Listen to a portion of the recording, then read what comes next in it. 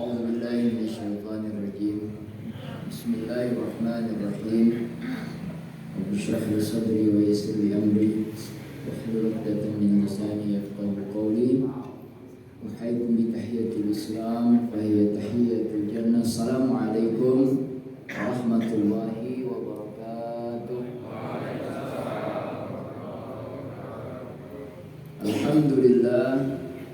Alhamdulillahi Rabbil Alamin. Wassalatu wassalamu ala ashrafil anbiya'i wal mursalin Sayyidina wa maulana Muhammadin sallallahu alaihi wasallam wa ala alihi wa ashabihi ajma'in, amma ba'd. Bapak ibu-ibu, hadirin hadirat adik-adik yang Masya Allah bersemangat dalam menghabiskan masa mudanya di dalam ibadah kepada Allah Subhanahu wa taala. Kita semua bersyukur kepada Allah atas segala karunia, atas segala nikmat. Semoga Allah Subhanahu wa taala terus menambahkan nikmat tersebut dalam diri kita. Salawat serta salam tentu saja tidak pernah bosan dan terus kita ulang-ulang kepada baginda Nabi Muhammad SAW. Mudah-mudahan beliau berkenan untuk melindungi kita, memberikan syafaatnya kepada kita di yaumul qiyamah nanti. Amin ya rabbal alamin. Bapak yang dirahmati Allah, ibu-ibu yang dirahmati Allah, saya agak bingung ini mau mulai dari mana sebenarnya, karena temanya setelah saya baca-baca tadi malam, ini lebih tepat pembicaraannya kepada soal Islamic Financial Planning, atau kalau kita tambahkan satu kata lagi, perencanaan keuangan bagi keluarga muslim. Jadi tambahkan keluarga, gitu ya. Ini agak luas pembicaraannya, tapi coba kita mulai dengan satu pertanyaan yang mungkin akan jadi bahan diskusi dan pemikiran kita di awal. Pertanyaannya begini, terutama kepada bapak-bapak, ya ibu-ibu juga boleh,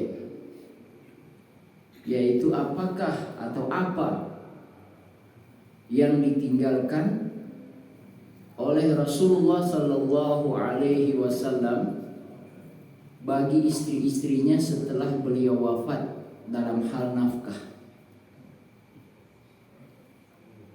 Jangan jawab Allah dan Rasulnya, kalau itu ya semua kita juga. Itu sama dengan jawabannya Abu Bakar ketika menginfakkan semua hartanya, ditanya oleh Rasulullah, apa yang kau sisakan? Abu Bakar jawab, Allah wa Rasuluh, Allah dan Rasulnya. Kalau mau ikut jawaban itu bagus juga, tapi buktikan dulu, habiskan semua, baru jawab pakai jawaban itu.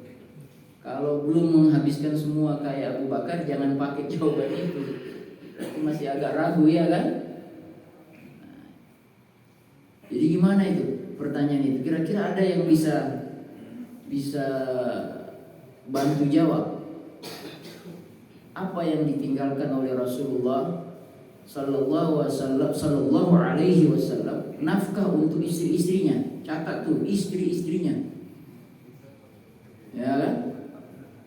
Jadi kalau cuma satu istri belum bisa jawab, lebih berat lagi kalau sudah tambah istri-istri. Ada yang berjawab begini, ya ada bagiannya ghanimah, ya kan? Ya tapi itu kan tidak terus menerus. Atau kalau dibilang ghanimah, kok nampaknya Rasul kayak lepas tangan gitu loh, ya kan? Hanya menerima lungsuran. Jadi kalau ada peperangan, ada ghanimah, dapat berapa persen tuh? Di surat Al-Anfal ayat 1 apa 2? 5. 1/5. Nah, 1/5 itu dikasih untuk keluarga Nabi. Ada tuh memang. Tapi kok saya kalau melihat itu tadi ini saya punya perasaan pribadi saja barangkali. Kok kayak Nabi meninggal lepas gitu loh. Kira-kira bapak-bapak sama nggak dengan saya untuk poin itu? Jadi harus ada kelihatan jawaban dari pertanyaan kita ini harus tetap ada melibatkan unsur tanggung jawab Nabi ketika beliau meninggal. Setelah itu apa? Nah itu pertanyaan untuk kita juga sebenarnya. Kalau saya meninggal hari ini, besok, hari inilah misalnya saya meninggal. Jangan saya lah bapak-bapak. Oke lah kita balik. Ya, bapak-bapak duluan, saya belakangan. Kira-kira apa yang kita tinggalkan untuk istri dan anak-anak kita? Nah, ada juga yang jawab lagi begini. Kan bisa dapat dari Baitul Mal. Ya, lagi-lagi kita jawab. Cuma dikasih. Dan fakta fikihnya harus dicatat betul-betul. Keluarga Nabi, selagi Nabi masih hidup, ataupun setelah Nabi wafat, tidak boleh mendapatkan bagian zakat dari Baitul Mal. Haram. Li ahli baiti Rasulullah mendapatkan zakat. Ah, itu dia. Fakta fikih yang berikutnya lagi adalah istri-istri Nabi setelah Nabi wafat tidak boleh dinikahi lagi oleh orang lain. Artinya sudah tertutup kemungkinan ada laki-laki lain yang masuk dan melanjutkan kehidupan istri-istrinya. Dalam hal ini yang saya maksud adalah nafkah. Itu loh Pak. Warisan, Nabi meninggalkan warisan. Warisan mana? Banyak sejarah, banyak catatan sejarah kita hari ini juga tahu Nabi tidak banyak meninggalkan warisan, betul ya? Fakta-fakta itu. Jadi pertanyaan ini terus memusingkan pikiran saya tepatnya. Nah, kira-kira untuk menjawab ini saya tawarkan kepada kita, coba kita cari jawabannya di dalam Al-Quran. Karena kalau ada jawabannya dalam Al-Quran, ngapain cari jawaban yang lain? Rasul pasti ngikut ke situ juga. Beliau yang menyampaikan, pasti beliau paham. Sallallahu alaihi wasallam. Kita lihat Al-Baqarah 240. Ustaz, mana Ustaz? Oh, sudah gelap. Tadi ada di sini Ustaz. Nanti saya dikoreksi hafalan saya.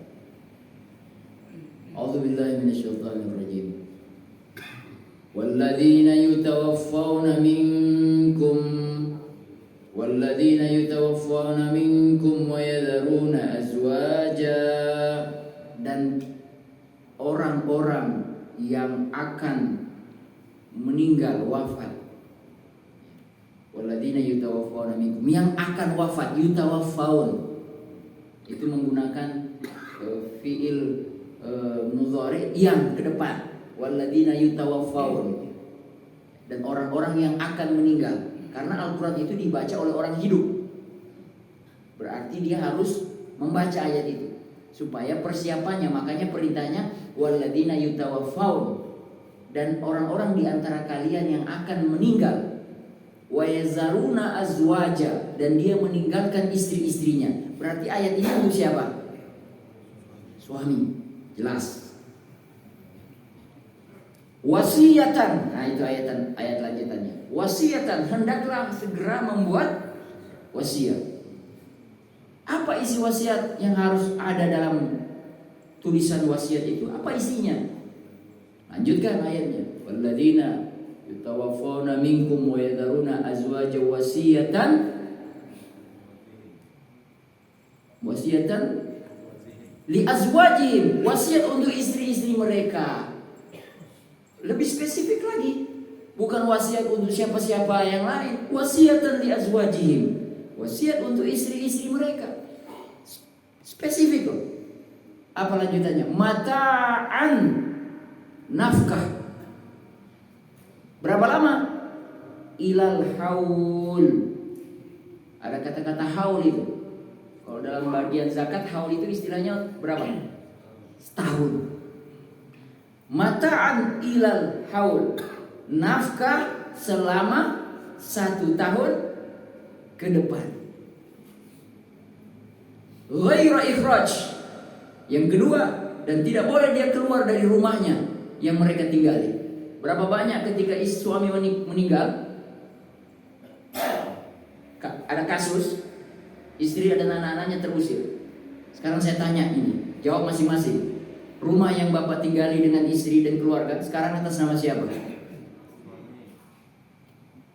Kok mulai ngangguk nih? Ini pertanyaan simpel, tapi ada dalam Al-Quran. Kalau Al-Baqarah 240 mau dibaca, rumah yang ditinggali atas nama siapa sekarang suratnya? Suami. Hati-hati. Kan belum meninggal, betul ya? Tapi boleh nggak dikasih nama atas istri? Boleh-boleh saja. Takut-takutnya nih, khawatir pas meninggal ada masalah, ya kan? Kita meninggal ada masalah, diperebutkan oleh keluarga laki-laki. Masalah, sidang, hilang tuh rumah. Istri dan anak-anak gak punya hak sama sekali. Keluar mereka ngontrak. Bagus kalau dia bisa kembali ke rumah bapaknya. Kalau bapak ibunya masih hidup, masih ada. Itu pun rumah bapaknya juga diperdebatkan oleh saudara-saudaranya. Nah ini Al-Quran mengingatkan kita. Mata'an ilal haul. Tadi rumah, sekarang mata'an ilal haul. Nafkah selama setahun. Kalau 1 bulan nafkah keluarga 5 juta, asumsi kali 12, 5 kali 12 berarti berapa? 60 juta berarti harus standby. 60 juta harus standby. Besok meninggal, istri sama anak masih bisa melanjutkan hidup minimal berapa lama? 1 tahun. Kalau belum ada, carikan, adakan. Iya, harus ada. Ya enggak? Bapak-bapak dan rahmati Allah, ini ibu yang senang. Al-Quran itu, Islam itu pros kepada wanita. Jadi kalau ada yang bilang Islam tidak pernah melindungi wanita, baca ayat ini. Gak ada Islam gak melindungi wanita. Dia melindungi wanita. Bahkan sampai suaminya sudah meninggal masih diperhatikan. Tetapi Bapak Ibu yang dirahmati Allah, sebagian besar ulama mengatakan ayat ini sudah dimansuh. Kecewa ini. Apa itu dimansuh? Bukan, dihapus. Nasikh wal mansuh. Ada yang menghapus, ada yang dihapus. Atau ada yang penghapus, ada yang dihapus. Ayat ini sudah dinasakh. Nasahnya apa? Bukan ayatnya masih ada, kekal ila yaumil qiyamah, tapi substansi ayatnya oleh ulama sebagian besar mengatakan sudah nggak berlaku. Diganti dengan yang mana? Ayat mana yang menghapusnya? Mundur 7 ayat ke belakang. Al-Baqarah 2, 3, 4. Betul ya? 7 ayat ke belakang berarti 2, 3, 4. 2, 3, 4. 2, 3, 3. Kalau begitu 6 ayat mundur. 2, 3, 4 tetap. Saya paksa ke sini. Karena yang saya tahu 2, 3, 4 bunyinya. Kalau saya salah di mundur 7 berarti mundur 6. Oke? Mirip tuh ayatnya itu. Betul nggak? A'udzubillahi minasyaitonirrajim. Kita lihat nih ayat yang menghapus ini. Walladzina yutawaffawna minkum wa yadharuna azwaja. Sama tuh bunyinya. Dan orang-orang yang akan meninggal di antara kalian dan meninggalkan istri, ya. Tapi mulai kesananya beda. Walladzina yutawaffawna minkum wa yadharuna azwajan yatarabbasna bi anfusihinna arba'ata ashhuri wa asyra. Apa itu artinya? Ya tarabbasna bi anfusihinna. Ya. Pokoknya kalau ada hunna bunyi-bunyi gitu berarti ini perempuan. Ya. Mereka para wanita punya masa iddah selama berapa? 4 bulan 10 hari. Bi arba'ata ashhuri wa asyra. Kalau dicerek lain, kalau wafat lain. Ini ditinggal wafat, ditinggal mati. Masa iddahnya wanita yang ditinggal mati oleh suaminya 4 bulan 10 hari. Apa itu yang dimaksud dengan masa iddah, Pak? Selama ini selalu kalau kita baca ayat itu, masa iddah selalu kita artikan sebagai masa tunggu untuk dilamar oleh orang lain. Tapi coba kita pikirin, masa iddah itu juga berarti, kalau saya tidak salah, nafkah istri selama 4 bulan 10 hari itu masih ditanggung oleh siapa? Suaminya, sampai dia dapat suami baru.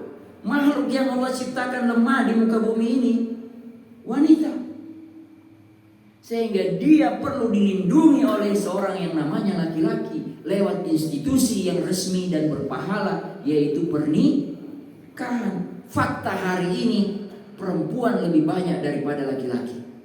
Oh, Ustaz mau kemana nih? Sudah senyum-senyum Pak Ketua. Mohon maaf ibu-ibu. Berarti berapa lama tadi kewajiban nafkah?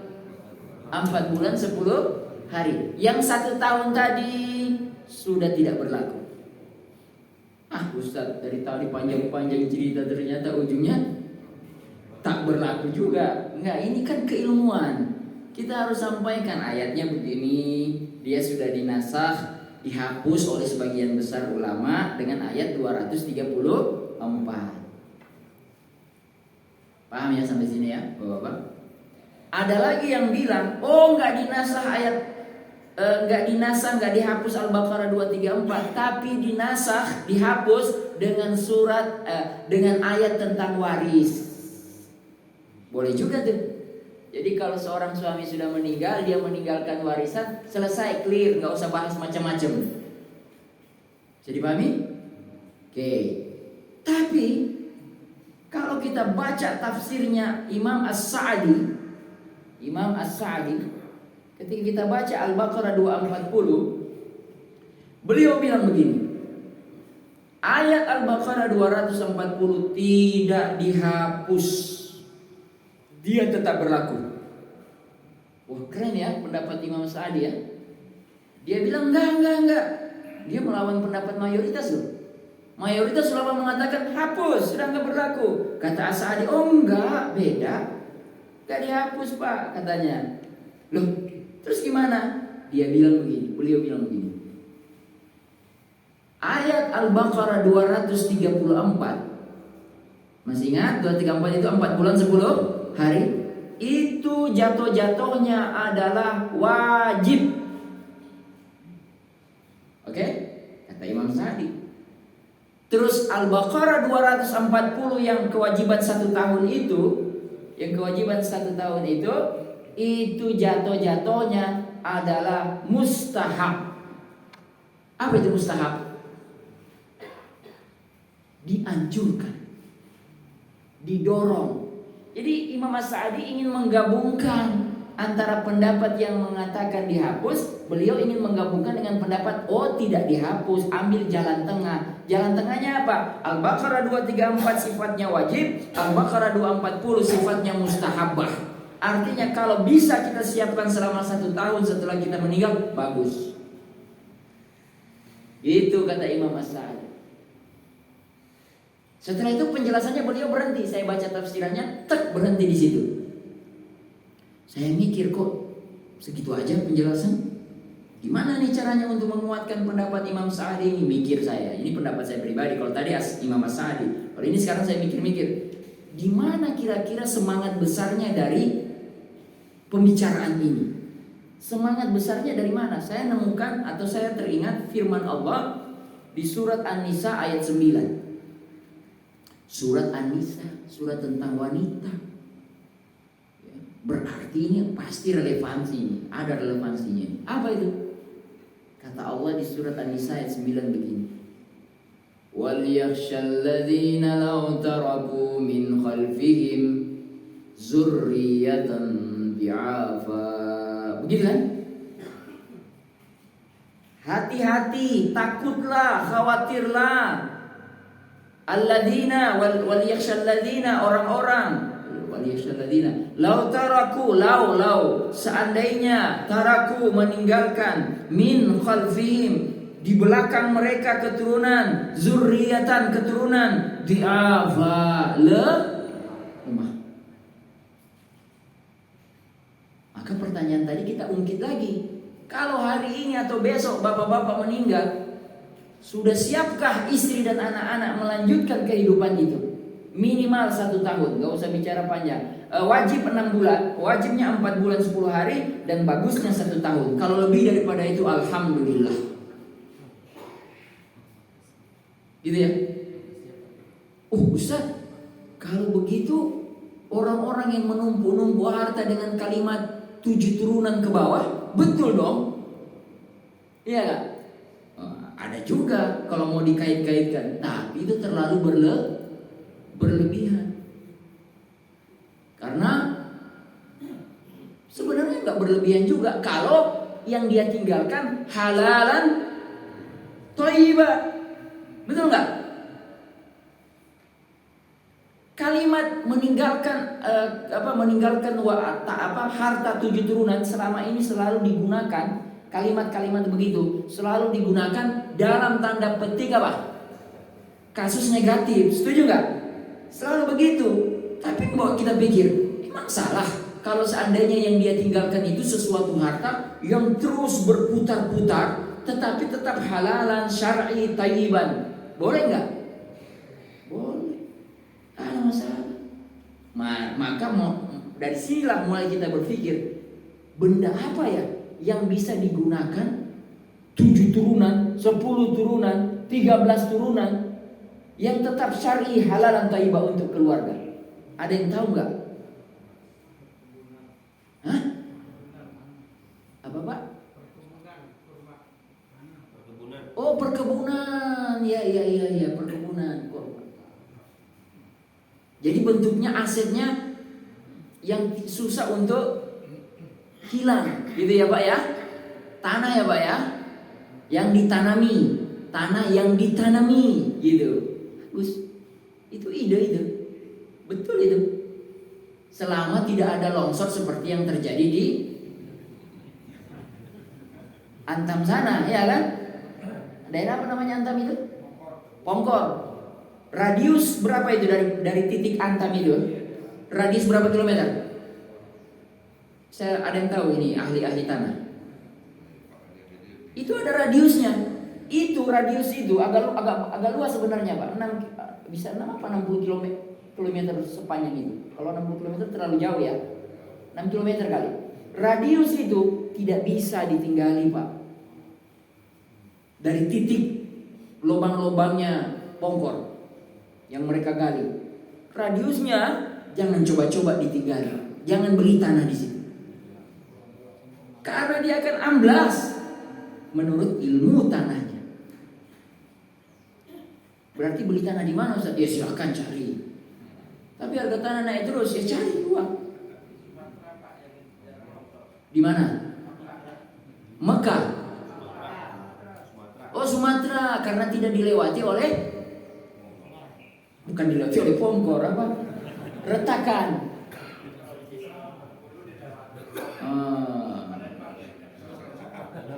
Bogor aman nggak Bogor? Bapak-bapak, tidak ada yang aman di dunia ini. Tidak ada yang aman. Coba kita tidur tadi malam, kalau bukan Allah yang selamatkan, nggak balik kita. Kita ini dikelilingi sama gunung. Untung Allah bilang, hei gunung tidur. Coba kalau Allah bilang bangun, goncang dikit, gelagapan kita yang punya rumah 2 lantai 3 lantai. Ya, waktu di Palu, kejadian di Palu loh, itu hotel-hotel yang baru dibangun langsung tutup semua. Datanglah orang-orang, kan 1 bulan 2 bulan setelah kejadian kan banyak datang orang luar. Ada yang ingin nonton, ada yang ingin membantu. Kan tinggal di mana? Ada yang tinggal di penginapan, tapi nggak ada yang mau berani pilih penginapan 2 lantai ke atas. Nggak mau, semua cari di bawah. Oke lah cerita. Artinya saya ingin bilang nggak ada yang aman sebenarnya, Pak. Nah, Bapak yang dirahmati Allah, ini sudah waktu berjalan. Saya sengaja panjang-panjangin begini. Masih penasaran? Pertanyaan kita yang awal tadi, apa yang ditinggalkan oleh Rasulullah untuk nafkah istrinya? Ujungnya balik lagi ke situ. Sudah nemu nggak kira-kira jawabannya? Setelah saya jelaskan begini. Sudah nemu kira-kira jawabannya? Belum kan? Emas. Ada nggak Nabi investasi emas? Kalau kita barangkali ya lewat apa itu di Antam namanya? Brankas. Coba buka brankas.co.id. Ada itu. Sewa 1 tahunnya 100.000. Sewa, kita beli emas, terus kita taruh di situ 1 tahun sewanya 100.000. Daripada taruh di rumah hilang. Ya. Oh, Ustaz orang Antam? Bukan, saya kebetulan tinggalnya banyak tetangga orang Antam, jadi ngobrolnya begitu. Nah begini. Udah kita jawab sajalah. Jawabannya adalah Nabi Shallallahu Alaihi Wasallam ternyata, ini rahasianya untuk kita semua ya. Nabi itu ternyata meninggalkan tanah-tanah wakaf, yang mana hasil pengelolaan tanah wakaf itu sekian persennya harus diberikan kepada keluarga beliau. Bertahu ya? Saya berani ngomong gini, saya sudah konsultasi dulu sama orang BWI, Badan Wakaf Indonesia. Saya takut salah. Saya bilang, ada nggak konsep begitu? Ada Ustaz. Apa namanya? Dalam bahasa undang-undang itu namanya, secara fikih dan undang-undang kita sudah akomodir. Itu namanya wakaf mustarak.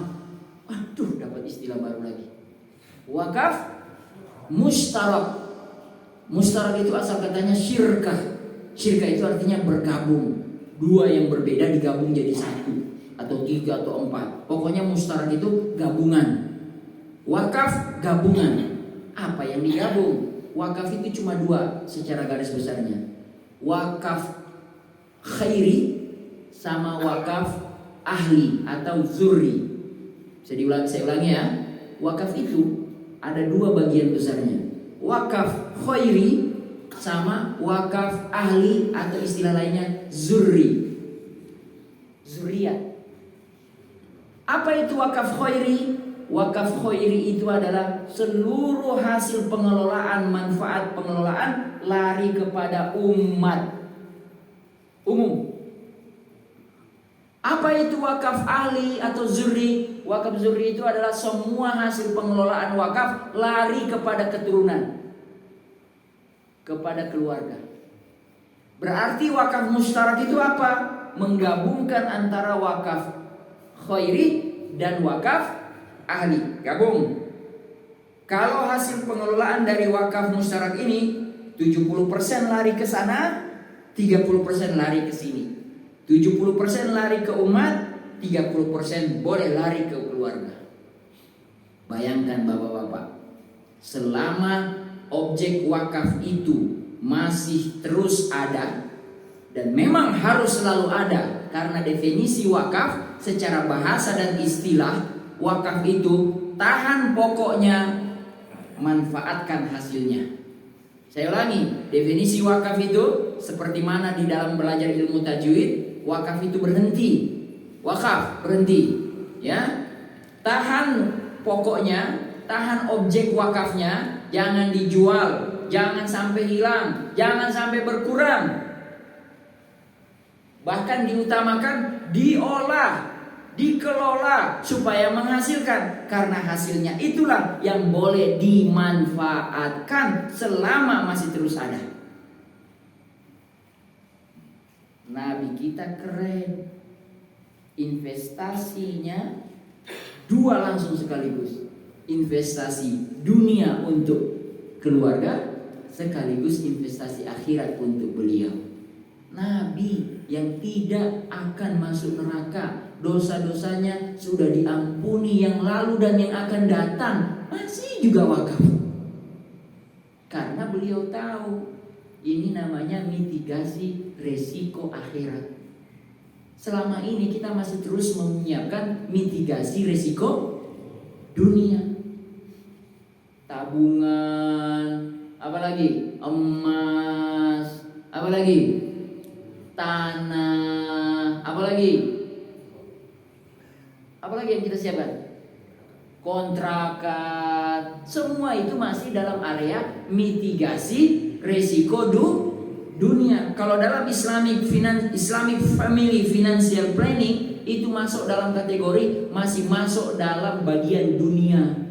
Akhirat, zakat, infak, sedekah, yang paling keren dari semua itu wakaf. Kenapa keren? Terus menerus, dan itu diikuti oleh sahabat-sahabat Nabi. Siapa yang tidak kenal Abu Talha Al-Ansari? Buka satu kali, ketik di Google Abu Talha Al-Ansari, langsung keluar cerita kebun namanya Buhaira, apa itu nama kebunnya? Kebun yang paling istimewa di seantero Madinah. Tidak ada yang tidak kenal kebun kurmanya Abu Talha. Semua orang kalau bilang ini kurma dari mana yang diperjualbelikan di pasar, kurmanya Abu Talha, langsung ini grade nomor 1. Mungkin kita harus coba iseng ya kalau umroh nanti, tanya sama tukang jualnya, ini kebun, ini kurma anu, saya mau cari kurmanya Abu Talha Al-Ansari. Kira-kira masih ada nggak? Karena itu wakafnya Abu Talha Al-Ansari. Tapi hasil peruntukannya waktu dia kasih kepada Rasulullah semua kebunnya, kata Rasul, sisakan untuk keluargamu, hasilnya berikan untuk keluargamu. Wakafnya Abu Talha, Nabi bilang berikan juga untuk keluargamu. Wakaf ahli. Siapa lagi yang mengikuti? Umar bin Khattab juga mengikuti. Siapa lagi? Imam Syafi'i mewakafkan rumahnya di Fustat. Tahu Fustat? Itu Fustat itu nama lain dari kota Kairo. Kairo itu punya nama, dia punya nama lama sama nama baru. Nama baru kota Kairo itu ya Kairo sekarang, Kahira. Tapi nama lamanya Fustat. Ya. Imam Syafi'i meninggal di mana? Saya lupa juga Imam Syafi'i. Tapi dia punya rumah di Mesir, di Kairo. Ya. Imam Syafi'i. Bukankah Imam Syafi'i yang terkenal dengan qaulul qadim sama qaulul jadid? Betul? Salah ya? Siapa itu yang terkenal pendapat lama sama pendapat baru? Imam Syafi'i toh? Dulu dia di Irak, lalu pindah di Kairo, meninggal di Kairo. Semua pendapat-pendapat beliau di Irak dianulir. Beliau katakan semua, mudah-mudahan saya tidak salah, pendapat-pendapat saya di Irak namanya qaulul qadim, pendapat saya yang lama. Pendapat saya yang baru waktu saya hidup di Kairo dan meninggal. Bapak yang dirahmati oleh Allah Subhanahu wa taala. Sampai sini ada pertanyaan? Masih ada waktu Pak Ketua? Masih banyak? Oh, kalau masih banyak saya harus baca yang Islamic Financial Planning. Jadi semua ini saya ungkapkan di awal. Sebenarnya tadi di awal betul saya bilang judul materi kita Islamic Financial Planning. Tapi saya langsung ambil yang paling ujung dulu, akhirat. Saya ambil dari cerita Nabi kita tadi, yang soal apa tadi, ayat tadi. Ya, seperti itu. Supaya menarik juga ternyata. Ya, ternyata kewajiban para suami berat. Yang wajib 4 bulan 10 hari, yang sunnahnya 1 tahun. Lebih daripada itu, oke, tidak ada masalah selama syar'i. Selama syar'i. Ya. Nah, Bapak-bapak, saya punya catatan di sini supaya kita mau up to date. Kebetulan yang saya dapat jurnalnya jurnal berbasis studi kasus Malaysia, alias penulisnya orang Malaysia jurnalnya. Beliau tulis di latar belakang, beliau bilang begini, penulisnya. Ada 3 orang yang nulis, 1 profesor, 2-nya saya nggak tahu. Katanya begini, sebelum COVID terjadi, berarti berapa tahun lalu? 3 tahun lalu. Lebih dari 60% orang di Malaysia hanya memiliki tabungan untuk bertahan kurang dari 6 bulan jika mereka tiba-tiba kehilangan pendapatan. 60% itu gede loh. Jadi kalau ada tiba-tiba 60% itu hilang pekerjaan mereka, mereka hanya punya tabungan yang bisa bertahan 6 bulan saja. Setelah itu kacau. Sekarang pertanyaan itu kalau kita ajukan sama diri kita ini, bapak-bapak yang bekerja, yang lagi aktif bekerja, kira-kira kalau tiba-tiba pekerjaan kita hilang kan bisa macam-macam ya. Nauzubillah min dzalik, kecelakaan, ya, terus membuat kita fungsi-fungsi tubuh tidak bisa lagi. Kaki tidak bisa, mau pergi tempat kerja nggak bisa. Ya, kalau dosen kaki bermasalah, dia masih boleh pakai kursi roda, dia masih bisa ke kampus. Tinggal anaknya yang sudah dewasa, tolong antar saya ke sana kemari. Sayangnya kampus kita belum, kampus di Indonesia atau hampir sebagian besar saya perhatikan fasilitas publik di Indonesia belum pro terhadap orang-orang cacat. Betul apa tidak? Iya, belum pro sama orang-orang cacat. Saya 5 tahun di Mesir. Mesir lebih parah sebenarnya dari segi fasilitas publik, bangunan. Tapi kerennya nih, saya jadi ingat nih bicara orang cacat ya.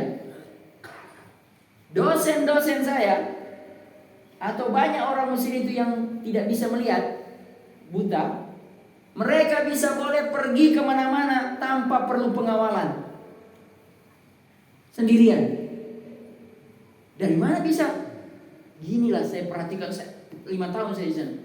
Orang buta itu kalau dia mau pergi ke satu tempat, dia jalan pakai tongkatnya kan? Kalau itu masih ada orang yang mau lihat. Nah, pas giliran naik mobil bus, ditanya dulu, orang nanya, Pak mau kemana? Saya mau pergi ke sini. Oh, ya udah dengan saya. Kebetulan sama.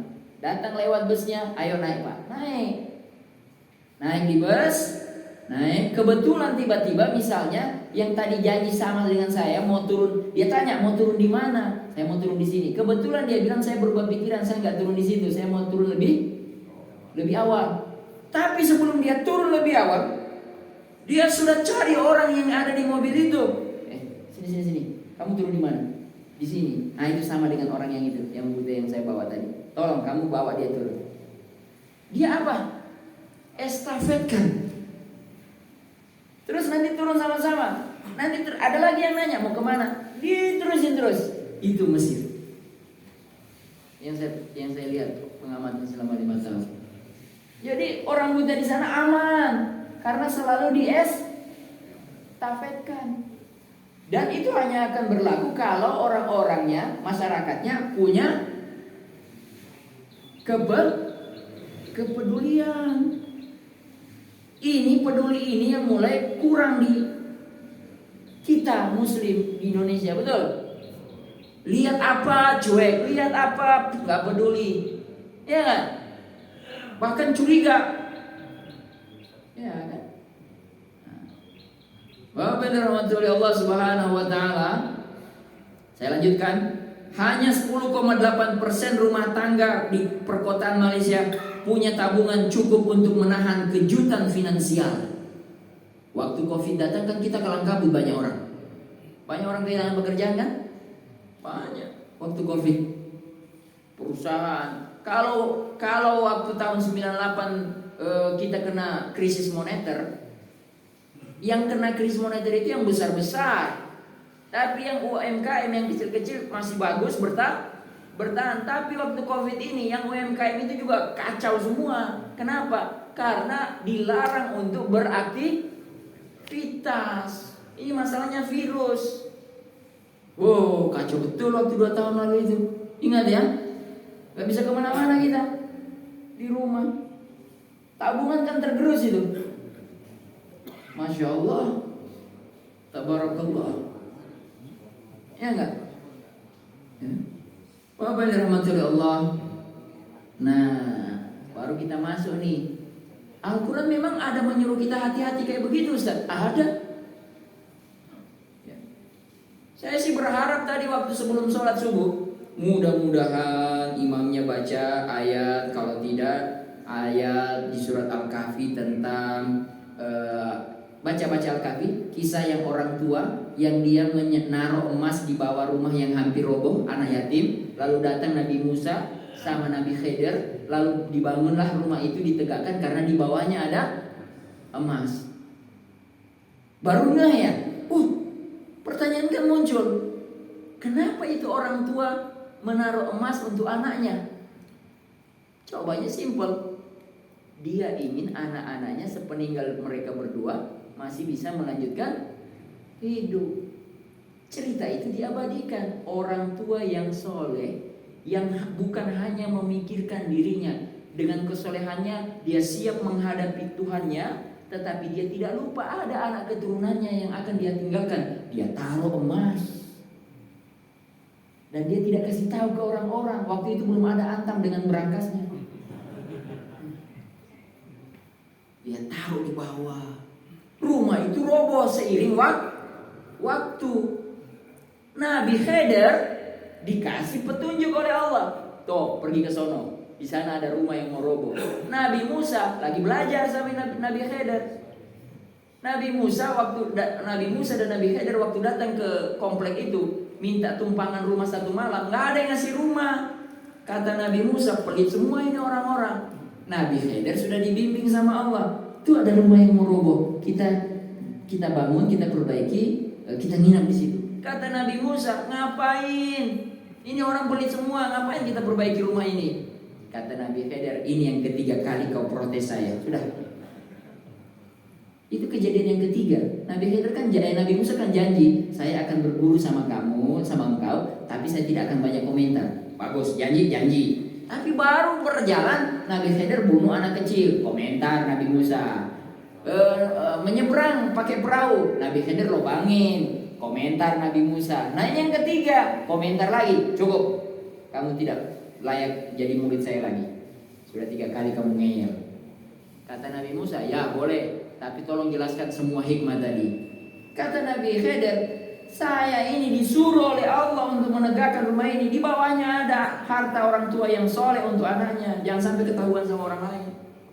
Nah itu cerita dalam Al-Quran. Saya berharap imam tadi baca ini, cuma nggak dapat. Kalau beliau tidak baca ayat ini, saya berharap beliau baca tadi kisah Nabi Yusuf yang 7 tahun masa subur ditabung untuk menghadapi 7 tahun masa paceklik. Itu kan persiapan namanya. Betul? Persiapan, kita ini disuruh bersiap-siap. Saya tadi berharap kalau beliau tidak baca surat Yusuf, paling minimal yang paling sering dibaca oleh imam-imam kita di masjid itu akhir surat Al-Hasyr. Al-Hasyr betul? Yang apa? Bukan Al-Hasyr ya? Bukan ya? Bukan Al-Hasyr. Yang kamu tidak tahu apa yang akan terjadi besok. Al-Hasyr. Gitu.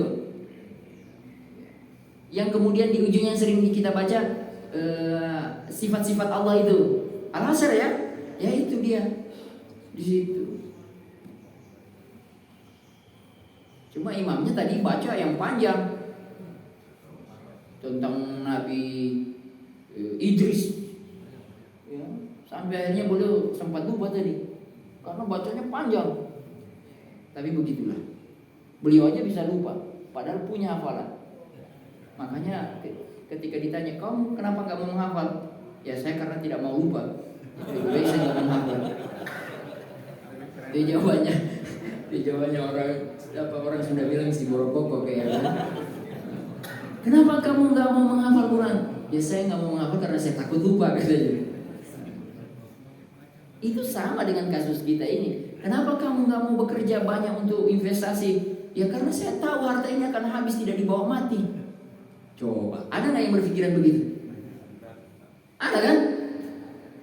Ada. Sudahlah hidup ini pasrah, kumangke. Ya enggak? Dia pakai filosofi, lihat burung saja atau hewan yang kecil, ulat, tetap ada rezekinya. Saya biar tidur-tidur begini, pasti datang rezekinya. Dia pakai cerita perdebatan antara Imam Malik sama Imam Syafi'i. Imam Malik bilang rezeki itu sudah ditetapkan. Kita mau usaha, mau kerja atau tidak, pasti dia datang. Kata Imam Syafi'i, muridnya, nggak bisa begitu ya Imam. Kita harus tetap kerja. Berdebat murid dengan guru. Karena nggak ketemu, muridnya pergi. Waktu pergi Imam Syafi'i, saya kayaknya harus minum dulu. Punten Pak. Waktu pergi Imam Syafi'i, dia lihat orang lagi panen anggur atau apa enggak, dia panen anggur. Kata Imam Syafi'i, boleh nggak saya bantu? Boleh, bantu. Selesai kerjaan dikasih upah atas bantuan. Ketika dia dapat upah anggur yang enak-enak itu, kata Imam Syafi'i, ini dapat saya senjata untuk ngalahin guru. Akhirnya dia cepat-cepat balik ke gurunya. Kok balik lagi? Ya, saya kan murid, masa harus marah sama guru. Ya udah, apa di tanganmu itu? Anggur. Ya kita makan sama-sama, ngobrol lagi, ngobrol. Imam Malik udah banyak tuh makan. Pas sudah banyak makan, Imam Syafi'i rupanya punya rencana. Boleh bilang, guru, masih ingat tadi perdebatan kita sebelum saya pergi tadi? Oh, masih ingat. Terus lihat pendapat saya yang benar. Oh, apa yang benar? Saya tadi bekerja membantu petani di sana untuk memanen anggur. Hasil pekerjaan saya dikasih. Sekarang saya antar ke guru supaya guru merasakan anggur ini atas kerja saya. Lihat, anggur nikmat hanya bisa didapat melalui kerja. Kata Imam Malik gurunya, kamu yang salah. Yang benar itu pendapat saya. Lu kok bisa? Lihat, saya cuma duduk-duduk di sini, kau datang bawain. Berarti pendapat saya yang betul. Keren ya Imam Malik ya. Kalau orang pandai, mereka bercandanya begitu ya. Orang-orang pandai begitu cara berdebatnya mereka. Dua-duanya benar sebenarnya Pak. Bahwa rezeki datang dari Allah. Tapi dia tidak akan turun seperti langit, seperti air hujan dari langit. Kita ini bukan Nabi Isa. Ya Allah, anzil minas sama'i ma'idatan. Ya Allah, turunkan dari langit hidangan. Kita ini bukan Nabi Isa. Ya enggak? Maka kita disuruh bekerja Pak. Ya, kata Rasulullah SAW, lebih baik bagi orang tua untuk meninggalkan anak-anak mereka dalam keadaan yang bagus daripada membiarkan mereka miskin dan meminta-minta kepada orang lain. Makanya wasiat tidak boleh lebih dari 1/3. Ya. Ini sudah bunyi tadi, masih ada waktu.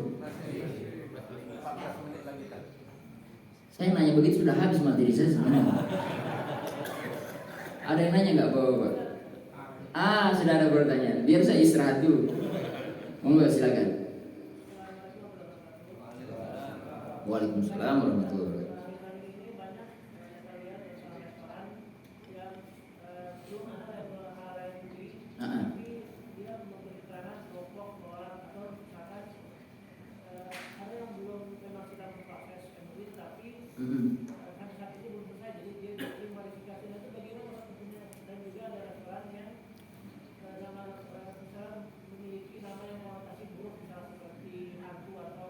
Oke, siap. Baik. Antum nanya pas saya lagi ikut pelatihan penyelia halal. Saya lagi ikut itu. Ya. Ujiannya nanti tanggal 16 supaya didapat sertifikat ahli penyelia halal. Mudah-mudahan lulus. Tapi kalau nggak belajar, nggak lulus. Masalahnya mau belajarnya waktunya habis sama yang lain. Biasanya begitu. Besok mau tanggal 16 baru saya buka file itu baru baca lagi. Baik, terima kasih diingatkan. Ini materi. Jadi begini. Kalau yang pertama itu pertanyaannya sifatnya pertanyaan kebijakan. Saya melihat hari ini undang-undang tentang kebijakan halal memang belum sangat memaksa. Oke? Belum sangat memaksa. Jadi akhirnya industri kita termasuk yang antum tanyakan restoran salah satunya masih bersifat volunteer. Jadi masih kalau dia mau ajukan, kalau tidak. Kan begitu ya? Nah, pertanyaan kedua itu sudah lebih dalam. Ternyata saya juga setelah belajar itu, ternyata dalam mendapatkan sertifikasi halal tidak hanya melihat dari satu aspek.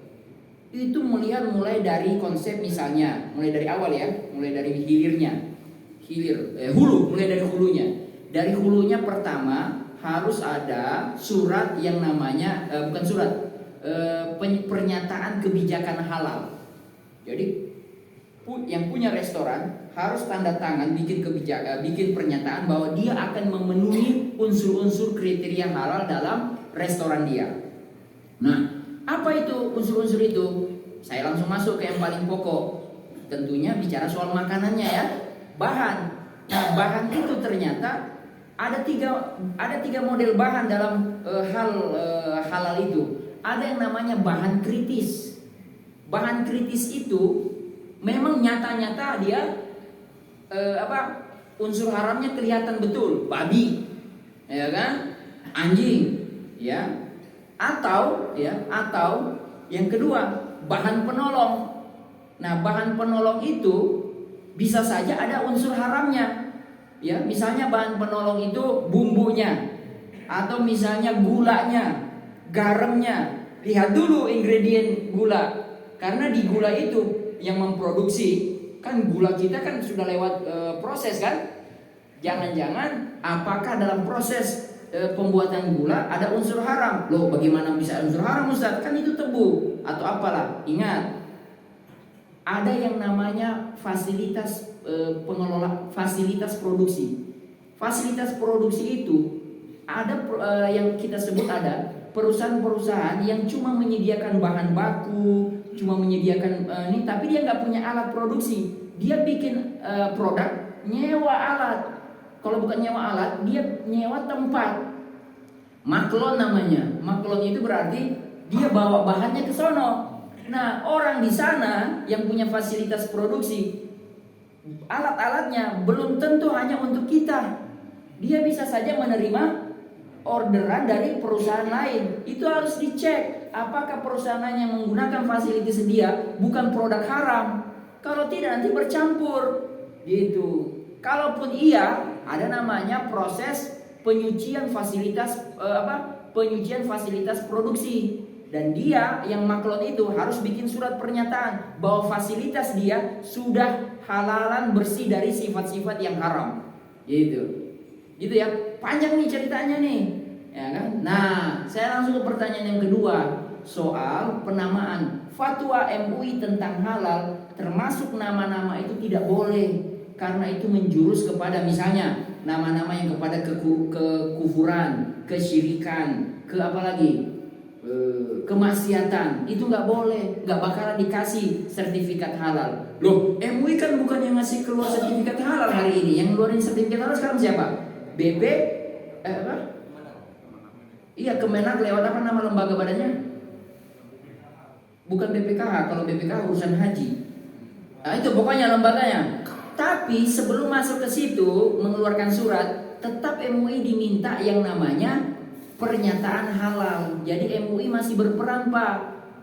Dia bahkan nomor 2 sebelum di ujung. Jadi kalau di ujung ini keluar sertifikat halal oleh Kemenak tadi, ini tidak pernah akan sampai kalau belum melewati MUI. Komisi MUI, Komisi Halal MUI yang akan mengeluarkan statement produk yang diajukan sudah halal. Kalau sudah dapat statement MUI, baru digeser ke Kemenak. Baru Kemenak itu keluarin sertifikat. Begitu. Wallahu a'lam bishawab. Sudah? Mangga. Oh, tunggu dulu, Pak. Yang ini ibu-ibu dulu. Karena biasanya nggak pernah nanya ini. Silakan, Bu. Waalaikumsalam. Ya. Apakah berbeda pembagian waris apabila istri bekerja dan istri tidak bekerja? Oh. Yang kedua, ketika kita ingin membagi waris, tapi hanya di surat saja, itu sejauh mana? Apakah harus ke notaris atau anak-anak? Baik, makasih. Yang pertama, jawaban saya singkat. Seorang wanita yang bekerja dan pendapatan dia dari hasil pekerjaan itu tidak boleh diganggu oleh siapapun, bahkan oleh suaminya. Tidak boleh ya. Dia berhak menggunakan uang itu untuk dirinya sendiri, kecuali dia, istri tadi, mau memberikan untuk keluarga, mau bayarin. Misalnya dia bilang, suami, Pak Su, ya untuk air saya yang bayar, kamu bayar yang listrik. Boleh, betul ya? Tapi ibu yang dirahmati oleh Allah, sebelum seorang wanita yang berumah tangga bekerja di luar, itu ada pembahasan lagi. Ya, judul pembahasannya adalah apakah seorang istri boleh bekerja? Nah, jawabannya saya langsung ke langsung ke ujungnya. Boleh kalau memang ternyata kebutuhan untuk bekerja itu sangat-sangat mendesak. Artinya pendapatan suami kurang, ya, berdasarkan hitung-hitungan yang sangat tepat, yang sangat cermat gitu loh. Itu satu. Yang kedua, bekerjanya seorang istri di luar, ya, di luar kewajibannya di rumah, harus atas izin suami. Itu nggak bisa ditawar-tawar. Yang ketiga, harus memastikan bahwa pekerjaan seorang wanita istri di luar rumahnya itu tidak boleh bersentuhan dengan hal-hal yang diharamkan oleh Allah Subhanahu wa taala, baik dari pakaian, baik dari ekosistem di ruangan di tempat pekerjaan, misalnya berkhalwat. Bisa dipahami? Tapi unsur yang ketiga ini sebenarnya juga kena kepada laki-laki. Saya ingatkan kepada diri kita, bapak-bapak, dalam proses kita bekerja, jangan hanya sekedar bahwa saya bekerja di industri halal, tapi kita tidak lihat proses bekerja kita. Jangan sampai dalam tengah-tengah proses kita bekerja banyak maksiat yang kita lakukan. Salah satunya apa? Campur baur dengan lawan jenis. Makanya saya atau teman-teman, beberapa teman dosen, kalau kita punya ruangan yang tertutup, dianjurkan untuk membuka pintu itu jika ada wanita perempuan asing yang masuk di dalamnya. Termasuk diantaranya adalah mahasiswi ketika bimbingan. Sudah banyak kasus dosen kena tangkap karena dengan mahasiswi. Iya, itu penting. Itu penting. Islam itu ngajarin sampai di situ. Oke Bu ya. Jawaban pertama sudah. Jawaban kedua soal warisan, ya saya kira kalau ditulis dianggap sudah cukup kuat, anak-anak kita, anak-anak yang soleh dan soleha, mereka akan patuh dengan tulisan kita. Ya saya kira cukup. Terutama dulu tidak ada yang namanya profesi notaris. Bahkan kalau kita buka Al-Baqarah 280, maka kita akan mendapatkan di situ ternyata kan ada itu ayat tentang pencatatan. Kata ayat itu harus ada 2 saksi. Kalaupun tidak ada, bahkan tidak ketemu orang yang bisa mencatat, karena masa lalu itu, masa dulu susah orang yang bisa nyatat. Kata ayat, nggak apa-apa nyatat, asalkan kalian orang yang berakad adalah orang-orang yang sudah sama ridho, saling menjamin, soleh gitu, bertakwa, beriman. Ya Bu ya. Nah, tapi kalau dikhawatirkan itu tidak akan terpenuhi, saya setuju. Sampaikan ke notaris, buat dia berkekuatan hukum. Jadi ketika kita wafat, anak-anak kita tidak akan berantem. Gitu. Karena potensi berantemnya anak-anak terhadap harta warisan sudah sering terjadi. Wallahu a'lam bishawab. Bisa dipahami, Bu? Oke, baik. Saya kira sudah habis waktu. Hah? Oh, kalau ada yang bertanya satu lagi? Iya Bapak, betul. Saya lupa. Mohon maaf, Pak. Waalaikumsalam warahmatullahi wabarakatuh. Ya. Makanan.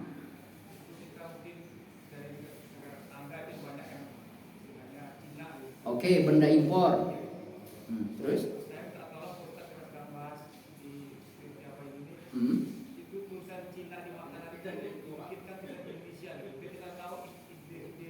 Oh iya. Iya. Iya. Betul. Sampai ke dasar itu ada tentang bahan-bahan makanan yang kita nggak tahu apa bahannya. Ya. Kita jadi curhat. Ya, baik. Itulah fungsi dari logo halal. Jadi ketika kita beli produk asing masuk ke Indonesia, daripada kita baca bahasanya nggak ngerti juga, bahasa apa ini? Ya kan? Lihat di bawahnya, ada bahasa lain. Inggris juga nggak ngerti lagi. Ya kan? Semua bahasanya nggak dimengerti. Ini repot ini. Daripada repot, cari logo halalnya. Ketemu loh. Kadang-kadang logo halal ini dia bikin sendiri, kita makanya yang nggak. Nah, betul. Disinilah penting kita mengenal logo halal yang ini, yang apa yang namanya yang otentik. Yang otentik, Pak. Ya kan? Di sini perlu betul belajar membaca logo-logo halal negara-negara lain. Malaysia logo halalnya beda, Pak. Padahal sama-sama Muslim, Pak, sama-sama Muslim. Tapi jangan salah, Pak. Kita ini 80% Muslim. Muslim Malaysia itu Melayu cuma 52%. 48% dibagi lagi antara Chinese dengan India. Jadi sebenarnya yang kalau bicara meragukan, lebih meragukan Malaysia daripada kita, Pak. Karena jumlah Muslimnya cuma 52. Ya kan, kalau kita 80%. Nah, saya langsung fokus lagi nih. Tapi produk-produk luar kalau dia masuk ke Indonesia, kalau saya nggak salah tetap harus memperoleh izin logo halal kita. Tadi malam saya barusan lewat masuk ke satu penjualan. Saya lihat ada satu teh namanya teh tarik. Teh tarik dalam kemasan yang besar. Apa namanya? Kemasannya warna hijau. Itu waktu saya ke Pontianak, di sana banyak. Karena Pontianak perbatasan Malaysia, harganya lebih murah. Tadi malam saya lihat harganya 71.000. Kalau di Pontianak bisa setengahnya. Bisa setengah harganya. Nah, karena dia ilegal masuk. Nah, ini resmi. Saya lihat di bungkusannya itu kayak ada kertas ditempel lagi, Pak.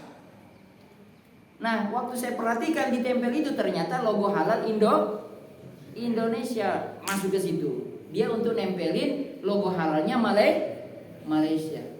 Jadi intinya betul, Pak, kekhawatiran kita, saya setuju saja kalau misalnya diganti bahasa Indonesia. Tapi Pak, sekarang kan kita berada di dunia globalisasi. Dunia global itu bahasa-bahasa yang diakui oleh PBB yang terbesar apa? Inggris, apalagi Chinese, kemudian Arab, kemudian Perancis. Nah, kira-kira dari yang bahasa kita sebut ini mana yang kita tahu?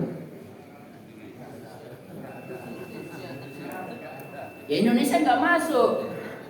Jadi kalau sudah bicara internasional komunikasi, hubungan internasional, memang kita tidak bisa mengandalkan bahasa Indonesia kita, Pak. Mau tidak mau, kalau kita mau bergaul dengan masyarakat internasional, menerima produk-produk internasional, mau tidak mau kita harus belajar bahasa-bahasa yang besar itu. Itulah kata Rasulullah SAW ketika beliau menjadikan sahabat bernama siapa?